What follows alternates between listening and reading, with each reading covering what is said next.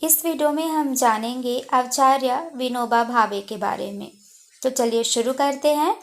विनायक नरहरि भावे या आचार्य विनोबा भावे महाराष्ट्र के चित्पावन ब्राह्मण थे, जो बचपन से ही गणित और विज्ञान जैसे विषयों में अत्यंत प्रतिभाशाली थे एवं उन्हें कई भाषाओं में महारत हासिल थी।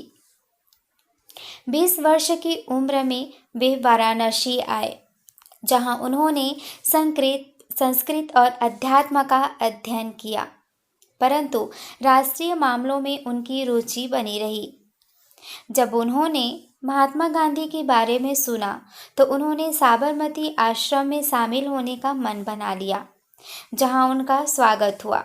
इसके तुरंत बाद गांधी ने उनसे एक महत्वपूर्ण जिम्मेदारी संभालने के लिए कहा। जमनालाल बजाज वर्धा के एक अमीर मारवाड़ी व्यवसायी थे।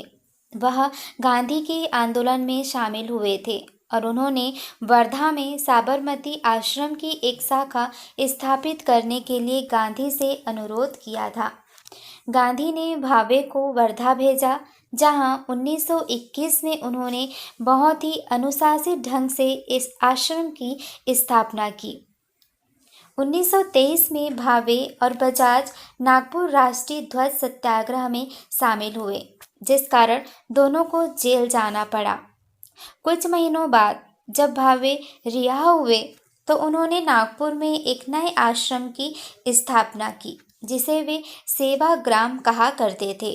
वहां उन्होंने महाराष्ट्र धर्म मासिक का संपादन भी शुरू किया। 1928 में जब गांधी इस आश्रम में आए तो वे बहुत प्रभावित हुए। 1930 में गांधी ने नमक सत्याग्रह के लिए साबरमती आश्रम छोड़ दिया और कसम खाई थी कि जब तक भारत को स्वतंत्रता हासिल नहीं हो जाती तब तक वे आश्रम नहीं लौटेंगे। और गांधी जेल से रिहा होने के बाद वर्धा में भावे के आश्रम में रहे। भावे 1932 में बजाज के साथ पुनः गिरफ्तार हुए और उन दोनों में धुलिया जेल में कुछ समय तक साथ बिताया। बजाज संस्कृत नहीं जानते थे। उन्होंने भावे से भगवत गीता का मराठी में अनुवाद करने के लिए कहा और भावे ने गीता का मराठी में अनुवाद किया।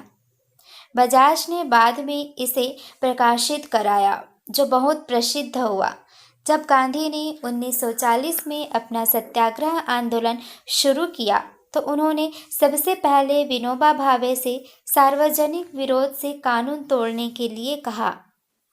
तब गांधी ने कहा था कि भावे शांतिवादियों के प्रतिनिधि के रूप में कानून तोड़ रहे हैं। इस प्रकार भावे पहले सत्याग्रही बने। भूदान आंदोलन।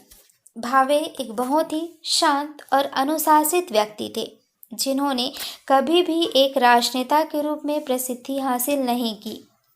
गांधी की हत्या के बाद जब उन्होंने अपने अभियान की शुरुआत की तो इससे पता चल गया कि वे महात्मा गांधी के आध्यात्मिक उत्तराधिकारी हैं। भावे ने 1951 में भूदान आंदोलन की शुरुआत करके भूस्वामियों से उनकी जमीन का एक 5वां हिस्सा दान करने का अनुरोध किया। इस आंदोलन के लिए विनोबा भावे ने भारतवर्ष में 45,000 किलोमीटर की यात्रा नंगे पैर की। अप्रैल 1951 में उन्हें पहली जमीन तेलंगाना क्षेत्र में स्थित पोचमपल्ली गांव में दान में मिली थी। उन्होंने दान में प्राप्त की बहुत सारी जमीन गरीबों में बांट दी। भूदान आंदोलन 1956 में अपने चरमोत्कर्ष पर पहुंचा। उसके बाद यह धीमा पड़ने लगा। भावे ने बाद में इसे ग्रामदान और जीवनदान आंदोलन में बदल दिया।